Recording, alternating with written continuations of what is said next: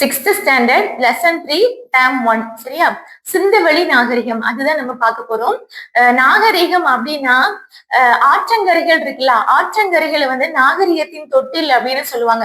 ஏன்னா கற்காலத்துல அங்கே இங்கே சுற்றி திரிந்த மனிதன் ஒரு இடத்துல இருந்து வாழ ஆரம்பிச்சான் அப்படின்னு சொன்னா அந்த இடம் வந்து ஆற்றங்கரைகள்.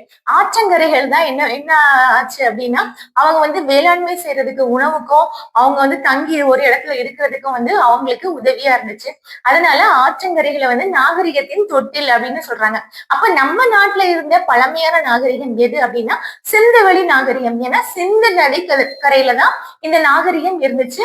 ஹராப்பா, மொஹஞ்சதாரோ அப்படின்னு 2 பெரிய நகர நாகரிகங்கள் சிந்துவெளியில இருந்துச்சு. அந்த நாகரிகத்தை பத்தி தான் நம்ம இப்போ பார்க்க போறோம். ஆற்றங்கரை நாகரிகம். ஏன் ஆற்றங்கரை நாகரிகம்னு சொல்றாங்க? நான் முதல்ல சொல்லிட்டேன். ஆற்றங்கரைகள்ல தான் வந்து மனிதன் ஒரு இடத்துல நிலையா இருந்து வாழ ஆரம்பிச்சான். அடுத்தது இந்த ஆற்றங்கரை நாகரிகம், சிந்துவெளி நாகரிகம் நான் சொன்னேன்ல, ஹரப்பா, மொஹஞ்சதாரோ, இதை வந்து கண்டுபிடிச்சிருப்பாங்கல்ல. அப்ப முதல்ல கண்டுபிடிச்சது யாரு அப்படின்னா சார்லஸ் மேசன். இவர் வந்து யாரா இருந்தாரு அப்படின்னா ஆங்கிலேயர்கள் இருக்காங்கல்ல, ஆங்கிலேயர்களுடைய படை வீரரா இருந்தாரு மற்றும் ஆராய்ச்சியாளரா இருந்தாரு. மேசன் அப்படின்னா யாரு? மேசன்னா இந்த கொத்த வேலைக்கெல்லாம் போறவங்கள தானே நம்ம மேசன் அப்படின்னு சொல்லுவோம். அங்க வந்து என்னதான் கிடைச்சது? ஹரப்பா அவங்க பார்த்த இடத்துல என்னதான் இருந்துச்சு? செங்கற்கள், சுட்ட செங்கற்கள் தான் இருந்துச்சு. அதை வச்சுதானே கொத்த வேலை செய்வாங்க. அப்போ மேசன், சார்லஸ் மேசன், அவர் தான் வந்து இதை கண்டுபிடிச்சாரு. அதுக்கப்புறம் இந்த சிந்து பகுதி எங்க இருக்கு அப்படின்னா இந்தியாவின் வடமேற்கு. இந்தியாவில வடக்க வந்து இமயமலை இருக்கு. அப்ப இமயமலை கிழக்கு பக்கமா இருக்கு அப்படின்னா வடக்கு பக்கமா இமயமலையில இருந்து உருவான சிந்து நதி அப்படியே பாகிஸ்தான் வழியா பாயுது. அப்படின்னா இந்த பாகிஸ்தான் இருக்குல்ல, இப்ப இருக்கக்கூடிய பாகிஸ்தான், அந்த இடத்துலதான் இந்த சிந்துவெளி நாகரிகத்தை கண்டுபிடிச்சாங்க. இது வந்து மலை மீது கோட்டைகளும் இருந்துச்சு, கோபுரங்களும் இருந்துச்சு. மலை பகுதியில பெரிய பெரிய கோட்டைகள், கோபுரங்கள் எல்லாமே இடிபாடுகளோட கண்டுபிடிச்சாங்க. அதுதான் என்ன நாகரிகம்? ஹராப்பா, மொஹஞ்சதாரோ நாகரிகம். அப்போ 1856 என்ன பண்றாங்கன்னா ஆங்கிலேயர்கள் லாகூர்ல இருந்து கராச்சிக்கு ரயில் பாதைகள் போடுறாங்க. இப்படி ரயில் பாதை போடும்போதுதான் மண்ணை தோண்டும் போது இந்த இடிபாடுகளுக்கு நிறைய சுட்ட செங்கற்கள் நிறைய கிடைச்சிருக்கு. இந்த சுட்ட செங்கற்களை பார்த்துட்டு என்ன பண்ணிருக்காங்க அப்படின்னா அது ஒன்றும் பெரிய விஷயமா நினைக்காம அந்த ரயில் பாதைகள் இருக்குல்ல, அதுக்கு இடையே போடக்கூடிய கல்லுக்கு அது வந்து பயன்படும் அப்படின்னு சொல்லி போட்டிருக்காங்க. அதுக்கப்புறம் 1856 ரயில் பாதை போட்டிருக்காங்க. அந்த டைம் எதுவும் இது வந்து ஒரு அழகான நாகரிகம் அப்படின்னு கண்டுபிடிக்கல. 1920 தான் இதனுடைய முக்கியத்துவத்தை அறிஞ்சு அகழ்வாராய்ச்சி பண்றாங்க. அந்த இடத்துல அகழ்வாராய்ச்சி பண்றாங்க. அதுக்கப்புறம் 1924 ஜான் மார்ஷல், 20ல இருந்து நடந்துட்டு இருக்கு, 4 வருஷமா நடந்துட்டு இருக்கு. இந்த 4வது வருஷம் ஜான் மார்ஷல் இருக்கார்ல, அவர் வந்து ஹராப்பா நகரத்துல கிடைச்ச கற்கள் பானை துண்டுகளுக்கும் மொஹஞ்சதாரோ நகரத்துல கிடைச்ச கற்கள் பானை துண்டுகளுக்கும் சில பொதுவான அம்சங்கள் இருக்கிறத கண்டுபிடிக்கிறார். அப்படின்னா இது கண்டிப்பா ஒரு பெரிய நாகரிகம் இந்த இடத்துல இருந்திருக்கு அப்படின்னு அவர் கண்டுபிடிக்கிறாரு. ஆனா அதுக்கப்புறமும் தொடர்ந்து ஆராய்ச்சி பண்ணும்போது ஹராப்பா நகரத்துல கிடைச்ச கல்லுக்கும் மொஹஞ்சதாரோல கிடைச்ச கல்லுக்கும் வந்து வேற்றுமையை கண்டுபிடிக்காங்க. என்ன வேற்றுமை அப்படின்னா கார்பன் வயது கணிப்பு பண்ணும்போது ஹராப்பாவில் கிடைத்த கற்கள் வந்து ரொம்ப பழமையானவை அப்படின்னு கண்டுபிடிக்காங்க. மொஹஞ்சதாரோவை விட பழமையானது. அப்ப எது பழமையான நகரம் அப்படின்னு கேட்டா நம்ம ஹராப்பா தான் சொல்லணும். ஹராப்பால அப்பா இருக்கலாம், நம்ம வீட்டுல அப்பா தானே எப்பவும் அம்மாவோட நம்ம எல்லாத்தையும் விட வந்து வயசு கொஞ்சம் கூடினவங்க. அப்போ அப்பாதான் என்னது? பழமையானது. அப்ப ஹராப்பா தான் பழமையான நகரம். அடுத்தது தெற்கு ஆசியா இருக்கலாம், இதுதான் சிந்து சமவெளி நாகரிகம் அமைந்த இடம். இதை நம்ம ஃபர்ஸ்ட் வந்து நம்ம இந்தியான்னு பார்க்கும்போது வடமேற்கு பகுதின்னு சொல்லுவோம். உலக மேப்ல பார்க்கும்போது ஆசியா, ஆசியாவின் தென் பகுதியில தான் இந்தியா இருக்கு. அப்ப தெற்கு ஆசியா, தெற்கு ஆசியா தான் சிந்துவெளி நாகரிகம் அமைந்தது. இந்த நாகரிகம் வந்து எவ்வளவு காலங்கள் ஆச்சு அப்படின்னு கார்பன் வயது கணிப்புல பாக்குறாங்க. பார்க்கும்போது சிந்து என்னது? 3 எழுத்து. அப்ப வந்து 3 3 அப்படின்னு ஞாபகம் வச்சுக்கோங்க. 3 3 அதே மாதிரி 2 3 போட்டிருக்கோம்ல, அப்போ 00. 3300 கிமு. கிமு 3300ல தொடங்குது. தொடங்கிட்டு இந்த 3 வந்து நம்ம ஸ்கொயர் பண்ணும்போது 9 கிடைக்குதா? நம்ம என்னதான் சிந்து 3 3ன்னு சொன்னாலும் அது வந்து ஒரு பெயர் தானே, ஒரு நாகரிகம் தானே.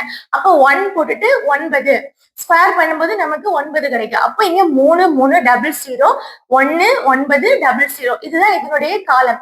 அப்போ என்ன சொல்லணும், கிமு 3300 இருந்து கிமு 1900 வரைக்கும் இதனுடைய காலம்.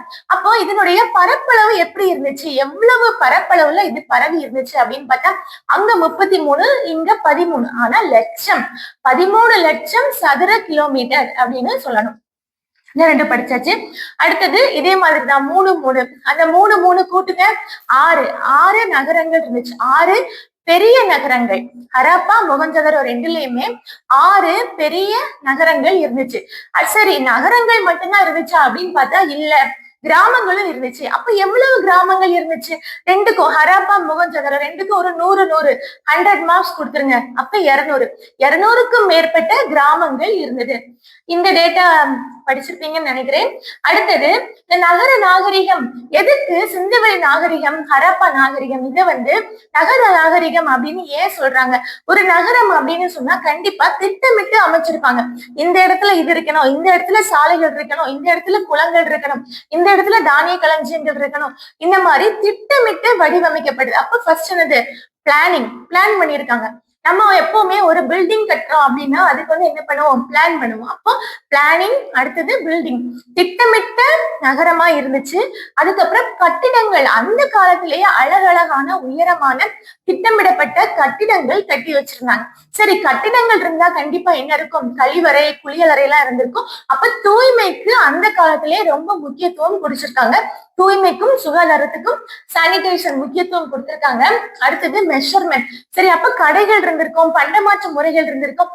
அந்த காலத்திலேயே அளவைகள் பயன்படுத்திருக்காங்க, எடைக்கற்கள் பயன்படுத்திருக்காங்க. அப்ப இது கண்டிப்பா ஒரு நகரத்தில் உள்ள மக்கள் தான் இதை செஞ்சிருப்பாங்க. அப்ப அழகான நகர நாகரிகம் அங்க இருந்தது. சரி, கிராமங்களும் இருந்துச்சுல, 200க்கும் மேற்பட்ட கிராமங்கள் இருந்திருக்கு. அவங்க என்ன பண்ணிருப்பாங்க, கண்டிப்பா விவசாயம் பண்ணிருப்பாங்க, அக்ரிகல்ச்சர். அடுத்தது ஆர்ட் அண்ட் கிராஃப்ட், விவசாயமும் பண்ணிருப்பாங்க.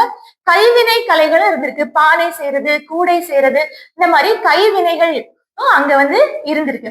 சரி, இப்ப ஹரப்பா நாகரிகம் புதையுண்டு போச்சு. நீங்க எதை வச்சு இந்த மாதிரி எல்லாம் டீடைல்ஸ் கண்டுபிடிக்கிறீங்க அப்படின்னு கேட்டா அந்த ஆராய்ச்சியாளர்கள் என்ன சொல்லுவாங்க, அதான் இது. அதாவது அந்த இடிபாடுகளுக்கு நடுவே ஆராய்ச்சி பண்ணும்போது அங்கிருந்து கிடைத்த கற்கள், செங்கற்கள் இருக்குல்ல, இதுல கார்பன் வயது கணிப்பு வச்சு இது இத்தனை ஆண்டு காலம் பழமையானது அப்படின்னு கண்டுபிடிக்கிறாங்க. அடுத்தது இலக்கியம். இப்ப பூம்புகார் நகரம் கடல் கொள்ள அழிஞ்சது, அடுத்தது நம்ம குமரி கண்டம் கடல் கொள்ள அழிஞ்சது, எல்லாம் தமிழ்ல மூழ்கிச்சு. ஆனா இலக்கியங்கள்ல எல்லாமே சொல்லப்பட்டிருக்கு. பூம்புகார்ல பெரிய வணிகம் நடந்தது, குமரி கண்டம் இருந்தது, இலக்கியத்தின் கருவூலமா இருந்தது, இந்த மாதிரி எல்லாம் இலக்கியங்கள்ல சொல்லப்பட்டிருக்கு. அப்ப இலக்கியங்களும் புதையுண்ட நகரத்தை பத்தி நமக்கு சொல்லுது. சரி, அடுத்தது வான்வெளி புகைப்படம். வான்வெளியில அந்த புகைப்படம் எடுத்து எவ்வளவு ஏரியா அது பறந்து இருந்துச்சு, கோபுரங்கள் இருந்துச்சு, கோட்டைகள் இருந்துச்சு, இதை எல்லாமே அந்த புகைப்படங்கள் நமக்கு சொல்லுது. சரி, மேல வான்வெளி புகைப்படம். அப்ப தரைக்கு கீழே, பூமிக்கு கீழே பார்க்கும்போது என்ன பண்றாங்கன்னா காந்தப்புல வருடி, ரேடார், தொலை நுண்ணுணர்வு முறை இதெல்லாம் வச்சு கண்டுபிடிக்காங்க. இதெல்லாம் காந்தப்புல வருடி, ரேடார், தொலை நுண்ணுணர்வு முறை, இதை வச்சு பூமிக்கு அடியில தோண்டி பார்க்கும்போது கண்டுபிடிக்கிறாங்க. அடுத்தது இதையெல்லாம் கண்டுபிடிக்கணும் அப்படின்னா இதுக்காக ஒரு அமைப்பு இருக்கணும்ல, இதையெல்லாம் செயல்படுத்துறதுக்கு ஒரு அமைப்பு இருக்கணும்ல. அந்த அமைப்பு தான் ASI, archaeological survey of India, இந்திய தொல்லியல் துறை. இது எப்ப வந்துச்சு, இங்க பாருங்க 1856 என்ன போட்டிருக்காங்க, ட்ரெயின் போட்டிருக்காங்க. அப்பதான் தோண்டும் போது அந்த சுட்ட செங்கற்கள் கிடைச்சிருக்கு, அப்படிதானே? அதுக்கப்புறம் 5 வருஷம் கழிச்சு 1856க்கு அப்புறம் 5 வருஷம் கழிச்சு அப்ப 1861 வந்துடும். இந்த சமயத்துல அலெக்சாண்டர் கன்னிங்ஹாம் இவர் தான் ஆர்கியாலஜிக்கல் சர்வே ஆஃப் இந்தியா இருக்குல்ல, அதனுடைய செயலாளரா நியமிக்கப்பட்டு அவர் தான் இது எல்லாத்தையுமே நடத்துறாரு. அதுக்கப்புறம் இதனுடைய தலைமையகம் எங்க இருக்கு அப்படின்னா டெல்லியில இருக்கு.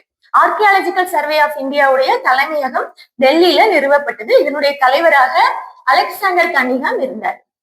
ஹரப்பா நகரம் எங்க இருந்துச்சு, எத்தனை ஆண்டுகள் பழமையானது, எவ்வளவு கிலோமீட்டர் பரவி இருந்துச்சு, எல்லாமே பார்த்தோம். இப்ப அதனுடைய அமைப்பு பார்க்கலாம். ஹரப்பா நகரத்தின் அமைப்பு 2 வகையா இருந்துச்சு, மேல் நகரம், கீழ் நகரம் அப்படின்னு பிரிச்சிருந்தாங்க. இப்ப மேல் நகரம் இருக்குல்ல, அப்போ இதை ஒரு மலைன்னு நினைச்சுக்கோங்க. இந்த மலையின் அடிப்பகுதி இருக்குல்ல, இது வந்து கீழ் நகரம், இது மேல் நகரம் அப்படின்னு நினைச்சுக்கோங்க. மலையின் மேற்பகுதி எப்படி இருக்கு? கொஞ்சம் இடம் தான் இருக்கு, கொஞ்சம் சுருங்கி இருக்கு. கீழ்ப்பகுதி எப்படி இருக்கு? அகன்ற இடமா இருக்கு. அவ்வளவுதான். அப்ப மேல் நகரம் வந்து கொஞ்சம் இடம் தான் இருந்துச்சு, சுருக்கமா இருந்துச்சு. அது மேல இருந்ததுனால கோட்டைகள் கோபுரங்கள் எல்லாம் அங்க இருந்துச்சு. அங்கதான் தானிய களஞ்சியமும் பெருங்குளமும் இருந்துச்சு. ஏன்னா அங்க வந்து நகர நிர்வாகிகள் வாழ்ந்தாங்க. அவங்க இருந்த இடத்துக்கு பக்கத்துலதான் தானிய களஞ்சியம் பெருங்குளம் எல்லாமே இருந்துச்சு. அப்ப கீழே யார் இருப்பா? கீழே வந்து பொதுமக்கள் இருந்தாங்க. இதே வந்து கொஞ்சம் சற்றே உயர்ந்த சமவெளி பரப்பாக இருந்துச்சு, பெரிய பரப்பா இருந்துச்சு. இங்க பொதுமக்கள் எல்லாருமே இருந்தாங்க. இதான் ஹரப்பாவினுடைய மேல் நகரம் கீழ் நகரம் இதனுடைய அமைப்பு. இப்ப வந்து நம்ம சிந்துவெளி நாகரிகம் நாகரிகம் அப்படின்னு படிக்கோம். இதுல ஒண்ணு சொல்ல மறந்துட்டேன். என்னன்னா சிவிஸ் சிவிஸ் அப்படிங்கிற வார்த்தை லத்தீன் வார்த்தை. கிரேக்கம் எப்படி பழசோ, கற்காலம் படிக்கும்போது அங்க வந்து கிரேக்கம் படிச்சோம். அடுத்தது இப்ப நம்ம கொஞ்சம் முன்னேறி வந்தாச்சு, நாகரிகத்துக்கு வந்தாச்சு, சிவிஸ்க்கு வந்தாச்சு. அதனால அது லத்தீன் மொழி, கிரேக்கம் மாதிரி பழமையான லத்தீன் மொழியில உள்ளது சிவிஸ். சிவிஸ் இந்த வார்த்தைக்கு நகரம் அப்படின்னு பொருள். அடுத்தது இப்போ இந்த மேல் நகரம் கீழ் நகரம் ஹராப்பா முடிஞ்சுதா?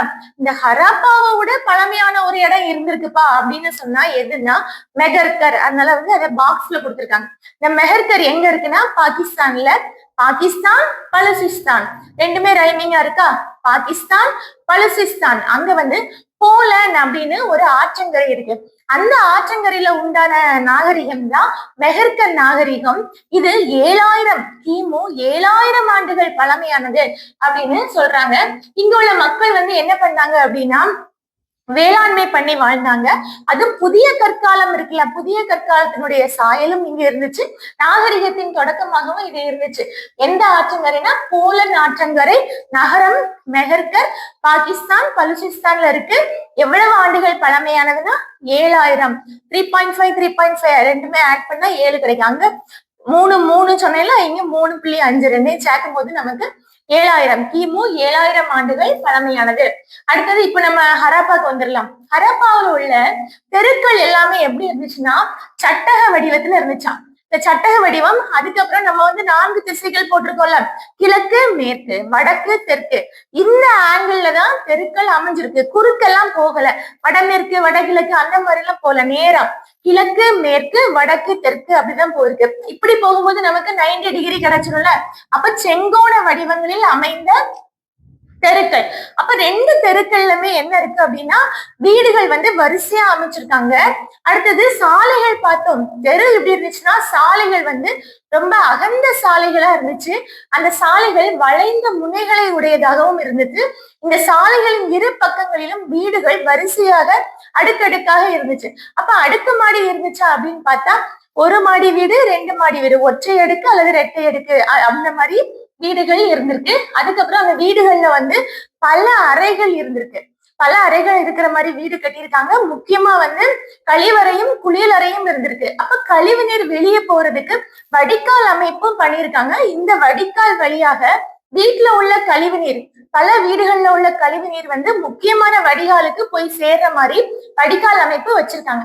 சரி, அந்த வடிகால் வந்து ஓப்பனா இருந்துச்சா க்ளோஸ்டா இருந்துச்சா? Closed type. எப்படி மூடி வச்சிருக்காங்கன்னா சுட்ட செங்கற்கள் பயன்படுத்திருக்காங்கல்ல, அந்த சுட்ட செங்கற்கள் வச்சியும் மூடி வச்சிருக்காங்க, பானை ஓடுகள் வச்சும் மூடி வச்சிருக்காங்க.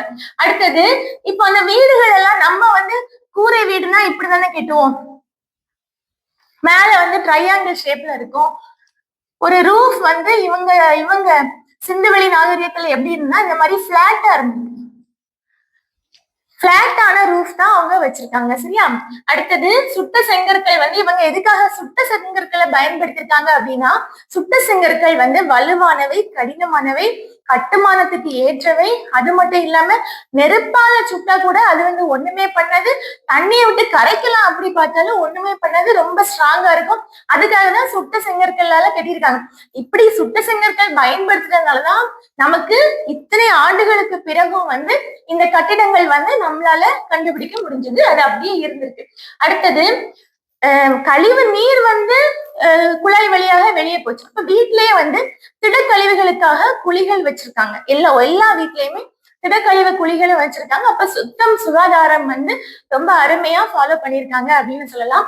அடுத்தது ஹரப்பா நாகரிகம் மொகஞ்சதாரோ நாகரிகத்துல ரொம்ப முக்கியமானது பெரிய குளமும் தானிய களஞ்சியமும். அது இப்ப பார்க்கலாம். பெரிய குளம். இதுல வந்து 5 பாயிண்ட் தான் இருக்கு. பெரிய குளம் எப்படி இருந்துச்சு அப்படின்னா செவ்வக வடிவுல இருந்துச்சு. பொதுவாவே குளம் வந்து நீருக்கான ஆதாரம் அப்படித்தானே. அப்ப அதை கண்டிப்பா என்ன பண்ணிருப்பாங்க, ஊரின் மத்தியில தான் வச்சிருப்பாங்க. செவ்வக வடிவுல இருந்துச்சு, ஊரின் மத்தியில இருந்துச்சு. அப்ப ஊர் மத்தியில இருக்கும்போது அங்க இருந்து தண்ணீர் வந்து கசிஞ்சு வரக்கூடாது அப்படிங்கிறதுக்காக சுட்ட செங்கற்கள் வச்சு கட்டிருக்காங்க.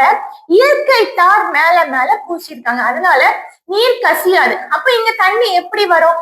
மழை பெஞ்சாலும் தண்ணி வரும். மழை பெய்யல அப்படின்னா கிணறு இருக்கலாம், பக்கத்துல உள்ள கிணறுல இருந்து நீர் இறைத்து இந்த பெருங்குளத்தை வந்து தண்ணீர் நிரப்பியிருக்காங்க. கழிவுநீர் வெளியே போவதுக்காகவும் தகுந்த வடிகால் அமைப்பு பண்ணியிருக்காங்க. இந்த குளத்துல வந்து படிக்கட்டுகள் எங்க இருந்துச்சு அப்படின்னா வடக்கு தெற்காக இருந்துச்சு. அதாவது சூரியன் உதிக்கும் மறையும் திசையில இல்ல, ஆப்போசிட்டா வடக்கு தெற்கு இந்த 2 பக்கமும் தான் படிக்கட்டுகள் பெருங்குளத்துக்கு இருந்துச்சு. அது மட்டும் இல்லாம முக்கியமா என்ன பண்ணிருக்காங்க, பல அறைகள் கட்டி வச்சிருக்காங்க. குளம் வந்து செவ்வக வடிவத்துல இருக்கு. 4 பக்கங்கள் இருக்குன்னா குளத்தின் 3 பக்கங்களையும் பல அறைகள் கட்டி வச்சிருக்காங்க. தண்ணி வந்து எங்க இருந்து வந்துச்சு? கிணறுல இருந்து வந்துச்சு. அடுத்தது இப்போ தானிய களஞ்சியம் பார்த்திடலாம். தானிய களஞ்சியம் வந்து அங்க எப்படி சுட்ட செங்கற்களால குளம் கட்டினாங்களோ அப்ப தானிய களஞ்சியம், தானியங்கள் வந்து என்ன ஆகும், தரையில போட்டா முளைச்சிரும் அப்படித்தானே. அப்போ வந்து பேஸ்மெண்ட் ஸ்ட்ராங்கா போடணும். அதுக்கு என்ன பண்ணிருக்காங்க, பல அடுக்குகள்ல சுட்ட செங்கற்கள் வச்சு தானிய களஞ்சியத்துக்கு பேஸ்மெண்ட் போட்டிருக்காங்க. அங்க வந்து கோதுமை, பார்லி, திணை, எள், பருப்பு, கோதுமை, பார்லி, திணை, எள், பருப்பு இது எல்லாமே விளைய வச்சிருக்காங்க. இது எல்லாத்தையுமே வந்து ஸ்டோர் பண்ணி வச்சிருக்காங்க. அடுத்தது பார்த்தோம்னா இது மாதிரி தானிய களஞ்சியம் எங்க இருக்கு, ஹரியானால ராகி கர்கி அப்படின்னு ஒரு இடம் இருக்கு. அங்க வந்து தானிய களஞ்சியம் கண்டுபிடிச்சிருக்காங்க. இது வந்து முதிர்ச்சி அடைந்த ஹரப்பா காலம் தொடங்கி இருக்கு. கடைசி கட்டத்துல முதிர்ச்சி அடைந்த ஹராப்பா இதுக்கு ஒரு எடுத்துக்காட்டாக தான் இந்த தானிய களஞ்சியம் இருக்கு அப்படின்னு சொல்றாங்க. எப்படி ஞாபகம் வைக்கலாம்னா, ஹரினா கிருஷ்ணர், அவர் தான் சின்ன குழந்தையா பிறந்தாருல உத்தரப்பிரதேசத்துல. இப்ப சின்ன குழந்தைக்கு என்ன கொடுப்பாங்க, ராகி கொடுப்பாங்க. ஹரி சின்ன குழந்தையா பிறந்திருக்காரு, அவருக்கு வந்து ராகி கொடுக்காங்க. அப்ப ஹரியானா ராகி கர்கி இது வந்து முதிர்ச்சி அடைந்த ஹராப்பாவுக்கு எடுத்துக்காட்டு. பெருங்குளம் பத்தி பார்த்தோம், தானிய களஞ்சியம் பத்தி பார்த்தோம். இன்னொரு பெரிய கட்டிடம் கூட இங்க இருந்திருக்கு. அது என்னன்னா பொது கூட்ட அரங்கு. இதுல வந்து 20 தூண்கள் வச்சிருக்காங்க, 4 வரிசையா கட்டியிருக்காங்க. 20 தூண்கள் 4 வரிசையா இருந்திருக்கு. அடுத்தது வணிகத்துக்காக அளவுகள் பொறிக்கப்பட்ட குச்சி பயன்படுத்தியிருக்காங்க. போக்குவரத்துக்காக வந்து காளையை பயன்படுத்தியிருக்காங்க. அதுக்கப்புறம் சக்கரம் பொருத்தப்பட்ட வண்டி இருந்திருக்கு. அந்த சக்கரத்துல வந்து ஆரக்கால் இல்ல, நல்ல திடமான சக்கரமா இருந்திருக்கு. அதுக்கப்புறம் வந்து ஈராக், குவைத், சிரியா. இப்ப நம்ம ஈராக், குவைத், சிரியா இப்படி சொல்லக்கூடிய நாடுகள் எல்லாமே முன்னாடி மெசபடோமியா அப்படின்னு அழைச்சிருக்காங்க.